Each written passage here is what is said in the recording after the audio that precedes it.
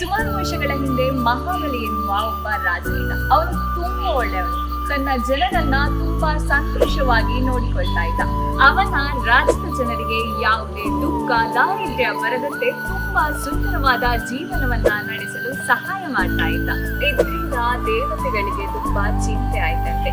ಎಲ್ಲರೂ ಮಹಾಬಲಿಯನ್ನ ಪೂಜಿಸಿದ್ರೆ ನಮ್ಮಲ್ಲಿ ಪ್ರಾರ್ಥಿಸೋರು ಯಾರು ಅಂತ ಅವರು ವಿಷ್ಣು ದೇವರನ್ನ ಕರೆದಂತೆ. ವಿಷ್ಣು ದೇವರ ಬಳಿ ಆದ ಎಲ್ಲ ವಿಷಯಗಳನ್ನ ತಿಳಿಸಿದಂತೆ.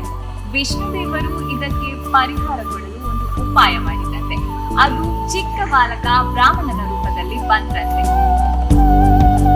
ಹೀಗೆ ಚಿಕ್ಕ ಬಾಲಕ ಬ್ರಾಹ್ಮಣನ ರೂಪದಲ್ಲಿ ಬಂದು ಅವರು ಮಹಾಬಲಿಯ ಬಳಿ ಹೋಗಿ ನನ್ಗೆ 3 ಹೆಜ್ಜೆ ಜಾಗವನ್ನ ಕೊಡಲು ಕೇಳಿಕೊಂಡಂತೆ.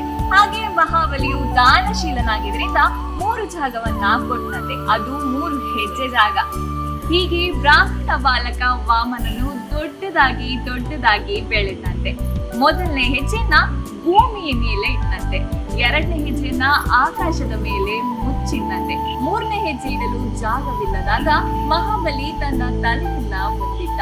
ಹೀಗೆ ವಿಷ್ಣುವು ಮಹಾಬಲಿಯನ್ನ ಪಾತಾಳಕ್ಕೆ ಕಳಿಸಿದನೆಂಬ ನಂಬಿಕೆ. ಮಹಾಬಲಿ ತನ್ನ ಜನರನ್ನ ತುಂಬಾ ಪ್ರೀತಿಸ್ತಾ ಇದ್ದ. ಹೀಗೆ ಅವನಲ್ಲಿರುವ ಭಕ್ತಿಯನ್ನ ನೋಡಿ ವಿಷ್ಣು ದೇವರು ಅವನಿಗೆ ಒಂದು ವರ ಕೊಟ್ಟರು. ಆ ವರ ವರ್ಷದಲ್ಲಿ 1 ದಿನ ತನ್ನ ಜನರನ್ನ ಭೇಟಿ ಮಾಡಲು ಅವಕಾಶ ಸಿಕ್ಕಂತೆ. ಆ ದಿನವೇ ಓಣಂ. ಮಹಾಬಲಿ ಚಕ್ರವರ್ತಿಯ ಕಾಲದಂತೆಯೇ ಎಲ್ಲರ ಜೀವನದಲ್ಲಿ ಸುಖ ಸಮೃದ್ಧಿ ಆರೋಗ್ಯ ಚಿರಕಾಲ ತುಂಬಿರ್ಲಿ.